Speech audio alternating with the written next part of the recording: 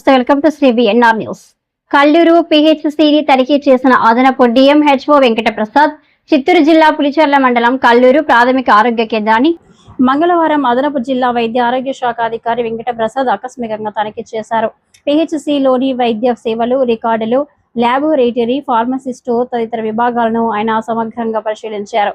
ఈ సందర్భంగా రోజువారీ ఓపీ వివరాలు, ల్యాబ్లో నిర్వహిస్తున్న పరీక్షలు, అందుబాటులో ఉన్న ల్యాబ్ కిట్లు, స్టాక్ రిజిస్టర్లు తనిఖీ చేశారు.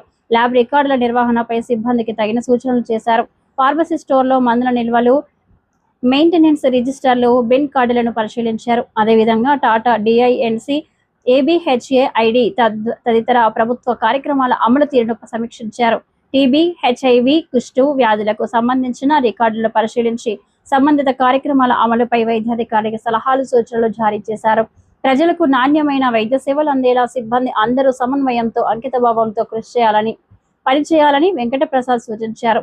పిహెచ్సిలో ఏమైనా సమస్యలు ఉన్నాయా అని వైద్యాధికారులు సిబ్బందిని అడిగి తెలుసుకున్నారు. ఈ తనిఖీలో వైద్య అధికారి ప్రవీణ్ కుమార్, పిహెచ్సి సిబ్బంది పాల్గొన్నారు.